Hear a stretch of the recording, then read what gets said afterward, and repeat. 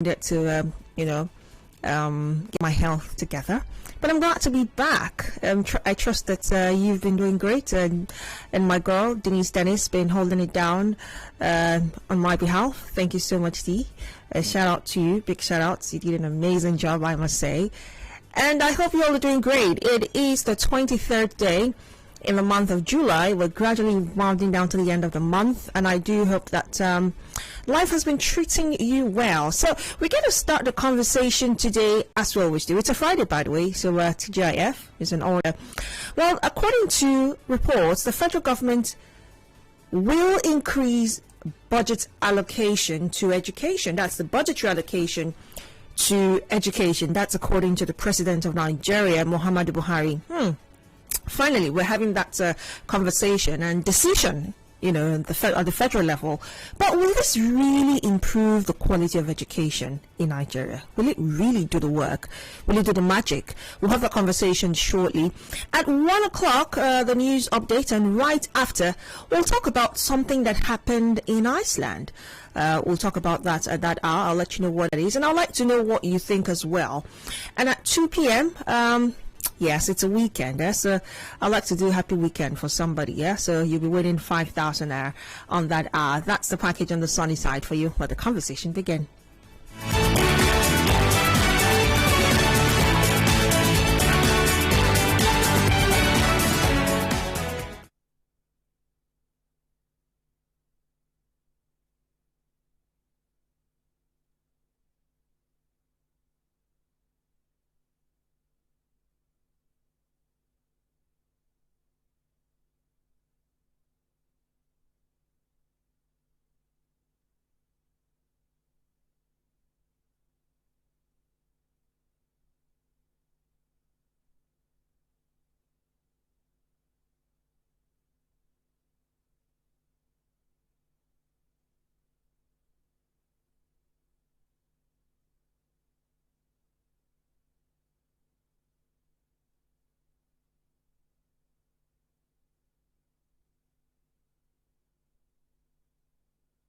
Different ideologies and different perspectives.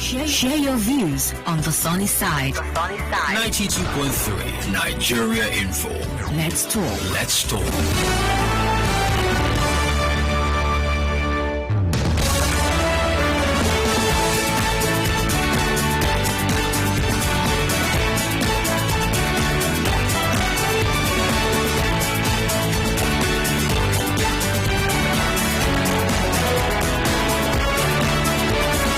Welcome back to the show. The conversation begins now. According to reports, the president of Nigeria, Muhammadu Buhari, has given an assurance to Nigerians of an increase in budgetary allocation to the education sector, which kind of remains the top priority of his administration. According to him, that's what he says. It's top priority for his administration. Well, the president, in a release yesterday by his spokesman, Garba Shehu, said that improving the quality of education will continue to be his government's priority.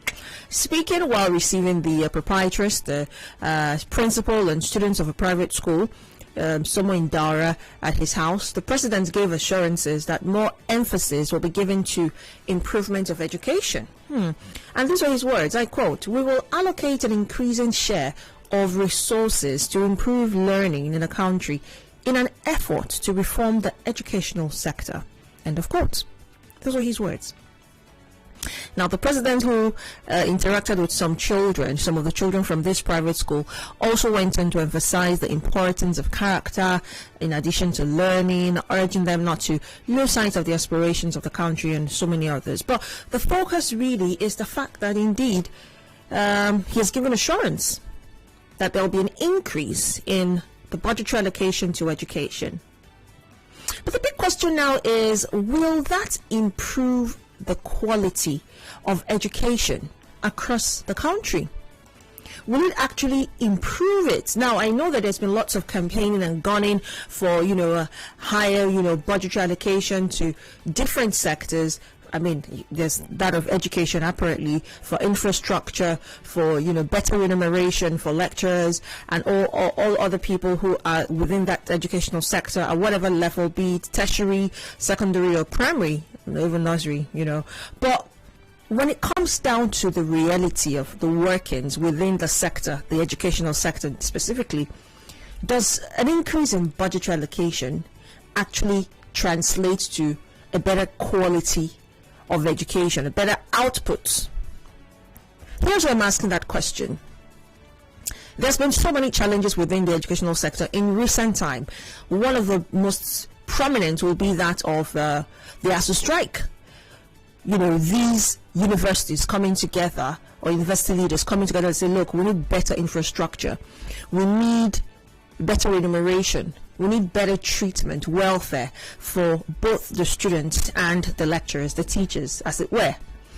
Within this current budgetary allocation, there's also been challenges of not even meeting up. So let's assume, let's just paint a scenario. So 1 million naira has been budgeted for a year to cater to the needs within the educational sector, assuming. In that 1 million naira that has been put to paper to say, yes, this is what we've agreed we'll give you within a year, 200,000 has been released in cash. Maybe another 200,000 trickles in sometime in October. And then you see these leaders within the sector begging, give us the remaining money now. We have so many things we need to do. And that year spills over to the next, and the next, and the next, and yet again the next.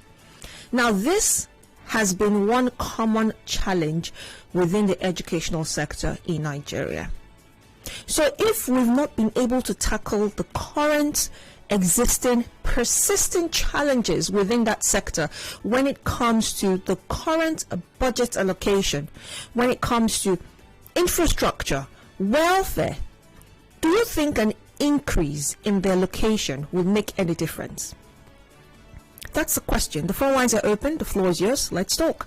0817-923-0002, 0817-923-0003, 0817-923-0007, or the female caller line, which is 0817-923-0009. We are on WhatsApp. The WhatsApp number is 0809-030-6416. We're also streaming live on Facebook, so you can join the conversation on there, on Facebook at Nigeria Info 92.3 PH. Remember that when you do call, you need to turn down the volume in your radio so we can have a smooth conversation. Good afternoon. Good afternoon, Gabriella. Good afternoon. This is God's Power. Welcome back. Thank you so much, Godspar. If a person is faithful in what is little, the person will be faithful in much. It is not about increasing the budgetary allocation for the educational sector. As I'm speaking with you, and in the educational sector, it is not about releasing huge amount of money. It is for the money to be used judiciously. Even if billions upon billions to be released, and the money gets into corrupt officials, in fact, the situation will even get worse. So, people should endeavor to be of good character, and they should have the interest of this country in their mind, at heart, so that anything given to them in the area of money, they will use it judiciously, not to enrich themselves. Sometimes I do wonder, why is it that people in other countries, they don't come over to Nigeria for schooling, they don't flock to Nigeria, but we flock to the US, we go to the UK, Canada, and so on, even Benin Republic, Ghana, we go for purpose of education. Why is it that they over there don't come to us? So let us use whatever resources we have judiciously. Even though it will be little, we use it well, it will go a long way than to have much and we fail to use it well. Thank you, this is God's power. Godsmar, thank you so much for your thoughts. Hello, good afternoon. All right, do also call back 0817-923-0002, 0817-923-0003. You can also call 0817-923-0007 or the female caller line 0817-923-0009. Good afternoon. Hello. Good afternoon. All right, when you do call, you need to turn off your radio so we can hear you clearly. We're also on WhatsApp. The WhatsApp number is 0809-030-6416, 0809-030-6416. And remember, we're streaming live on Facebook as well, so you can join the conversation on there. You watch us as you comment at Nigeria Info 92.3 PH. Good afternoon. Good afternoon. Good afternoon. Good afternoon, Koro. Go ahead. My sister, that thing that the president of to not work on, but he has been promising. He has a 2 years to see. It will not work, so they are promised. I don't listen to their promises again. Maybe by the grace of God, God will touch his heart to do that kind of thing. It's a very good thing. Education is, I believe, is a very good thing to everybody. Okay. Education. Okay. Thank you so much for sharing. Good afternoon. Yeah, Nigeria Info. Yes, it is. Go ahead. Oh, dear. Apologies for that. Do all to call back. So let's take a look at the allocation for education in 2020. Now, according to details contained in the appropriation bill obtained from the Budget Office of the Federation, a sum of 691.7 billion naira, which constitutes 6.7%, was allocated to the Nigeria's Federal Ministry of Education in the 2020 national budget.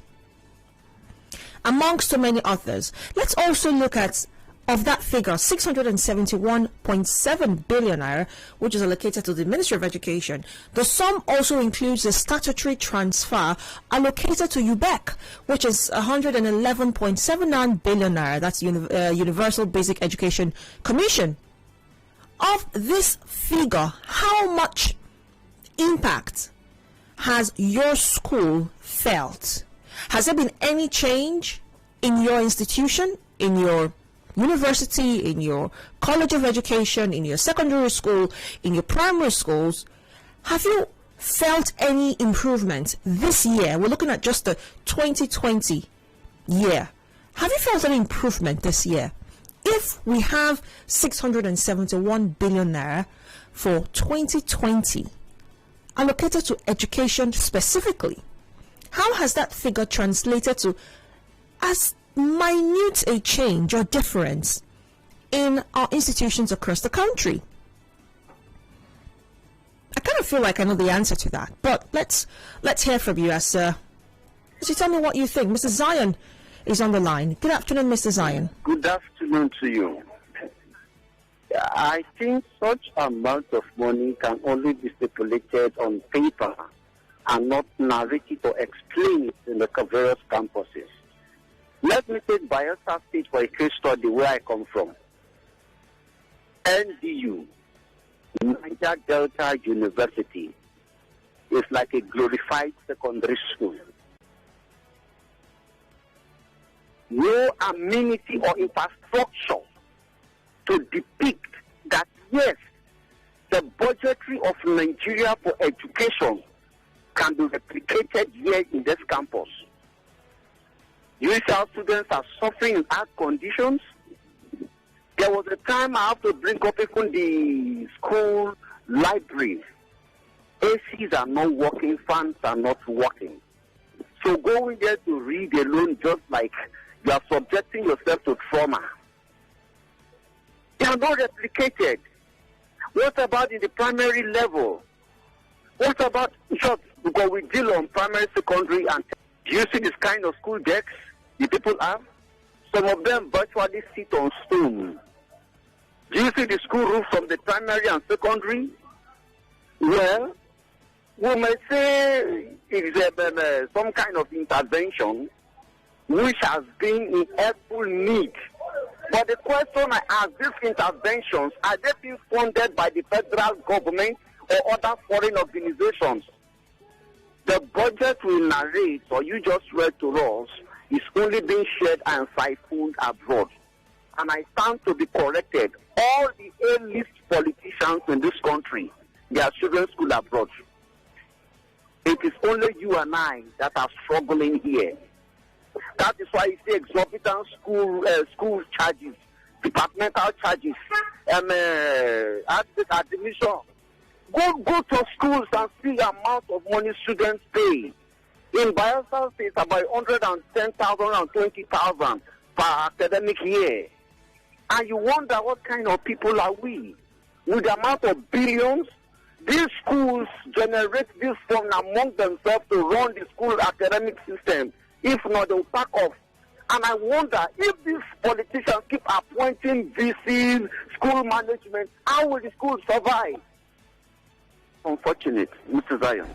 Mrs. Zion, thank you so much. Now, while you were speaking, I was thinking in my head, what really should be priority for the government when it comes to the educational sector? Should it be an increase in budget allocation or enforcement of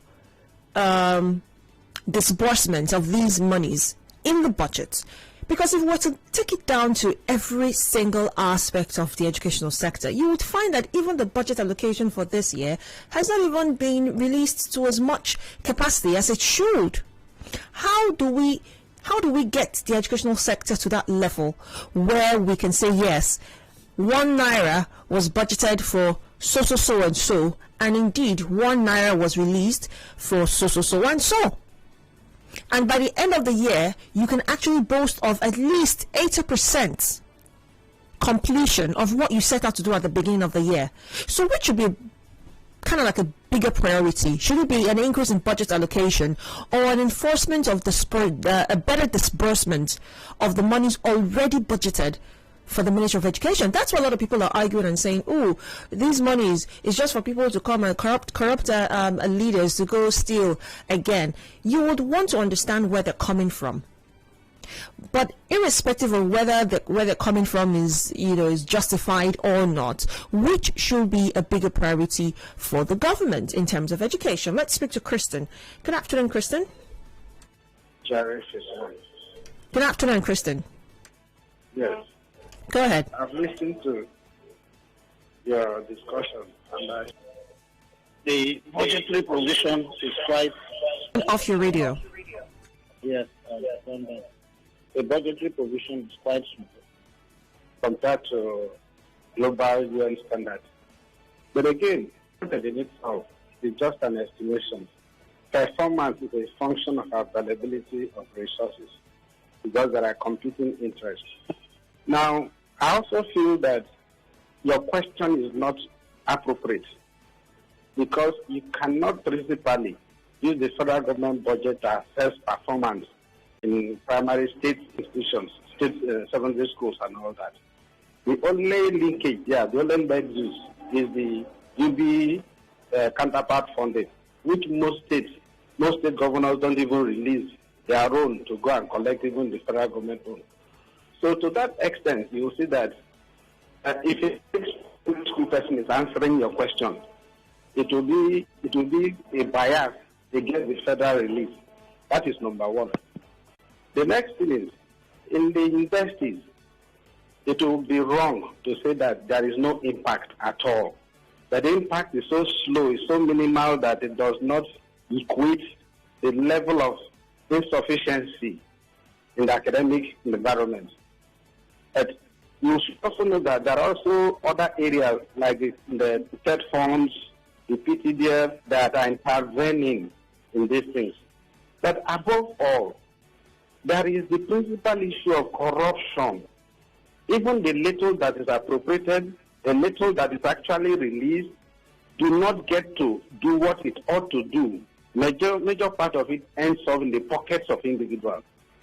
And I don't know the level of patriotism we have, because even if you place 1,000 policemen to police every officer, there will be corruption. It's about patriotism. When we are patriotic, then things will change. Even the curriculum we design need to be improved upon to impact on what is currently needed in society. A curriculum that is always theoretical in a practical in the discipline does not help the person. A situation where a chemistry professor has not even known what an atom physically looks like does not help. You see most people now, most of the engineering students, they are serving IT in secretariats, doing what? Somebody studying mechatronics, serving IT in secretariat, doing what? To go and buy bola and fish for people. These are part of the things that we should need to structure. And like the man who spoke about NDU. NDU is a state school. If you go to NDU, you will see some structures that are funded by federal agencies and federal monies. In most of the schools you go, you see that there are more than one nominal roles. That is why you see when the federal government requests that, okay, give me your nominal role, let me pay you, it becomes an issue. The nominal role used to employ, the other one given to federal government to pay are different, and most of these investing unions have to collaborate with the chancellors and managers of the school and defraud the schools. These are all problems that we need to take. Nigeria is fraught with so many problems. Thank you. All right, Kristen, thank you so much for your thoughts. Now, here's the thing. If we continue to say, let's compare our educational sector and, in terms of our budget allocation to other parts of the world, yes, indeed, our budget allocation doesn't, meet up to, the amount or the percentage of the yearly national budget in other parts of the world. But if you're going to go ahead and draw a comparison, you should also compare our economy. Because it's like saying in America, for instance, I'm not certain, this is just an example. In America, for instance, the budget allocation for the educational sector is 15%, whereas in Nigeria it's 6.7%. So you see, we're not even budgeting enough money as you compare to America. But do you forget that the level of productivity and output by the American government is way better than that of Nigeria? So if, for instance, America budgets 15% of the national budget to education alone, you find that at the end of that year or that period of time, at least 10% or even a little bit more has been put into effect. But can you say the same for Nigeria? So that's why it's always interesting when you hear people make that argument and say, but in other parts of the world, in saner climes, they budget even more. So we're not even expending enough money as you would compare to other countries. But would you also compare our output level and productivity level and efficiency level? Would you also compare our economy and resources that we have to leverage on? You can't draw a comparison with that. So that's always a flawed argument, in my opinion, to compare, in other parts of the world, there is always a higher a budgetary allocation to education, to the educational sector in this regard. Now, that's on one hand. Secondly, why is it that when we say that, 6.7% of the national budget has been allocated to education, but please don't go asking for the government to expend that 6.7. It will be a wrong demand to make, because there are different factors. You have state-run institutions, for instance. You have state-owned primary schools, you have state-owned secondary schools, you have state institutions. So if you're going to begin to want to do the math, you have to put into consideration some of these other factors. Yes, good argument, I must say. But you forget that when monies are expended, or rather budgeted for a certain thing, like you mentioned, Kristen, there is a structure, or rather there is supposed to be a structure.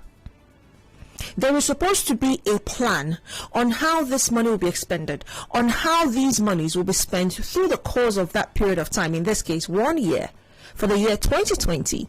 You cannot just say, I'm giving 500,000 naira. I'm putting 500,000 naira aside for the year for my family. This year we're going to spend 500,000 on these children's welfare or for their school needs. That includes school fees, their school uniforms, their school books. You cannot do that without sitting down to calculate the costs. How much are your children's school fees per term? You calculate that for the entire year. How much do their books cost?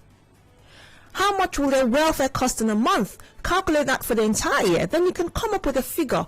So when you put a figure to, you put 500,000 naira as your cap for the year to take care of your children's school needs. You know where 5,000 naira is going to. You know where 10,000 naira is going to every month. You know where 6,000 naira will be going to every month for the children.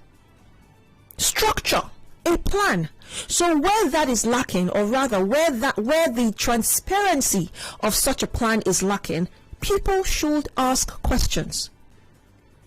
They should. So it's never a wrong question to ask. No question is wrong to ask, because these are leaders, and they have put, all of these monies to a certain sector. If we're not seeing the workings of it, whether or not there are factors that influence how much is allocated to what state or to what institution or to what level of education, questions should be asked. Let's speak to Gideon, who's calling from Ada George. Good afternoon, Gideon.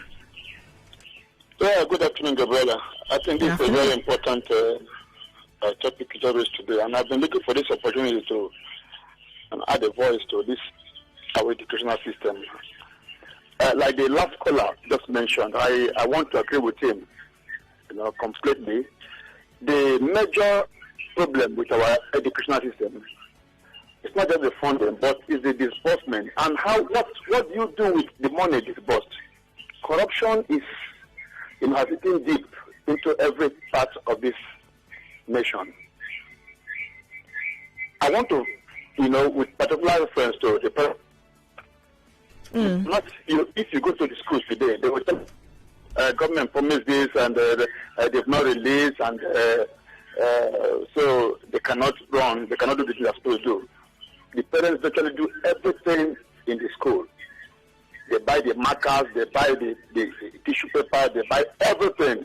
They pay even for some teachers in the school. They tell that, this class does not have teacher and all that. And we actually ask, what is the money? The government will do that they disburse money, so the school system should not demand anything from parents and all that. We don't know where to go to. We don't know who actually to hold responsible. Is it the school authority? Is it the government? So it's a problem. It's a problem that actually, I don't know if I say God should help us. No, we should help ourselves. What we get, I think, is enough if properly used, if properly disbursed and implemented. It can go a long way to improve the system from the primary to tertiary. So the real problem there is accountability on the part of the school management. Everybody wants to gain something.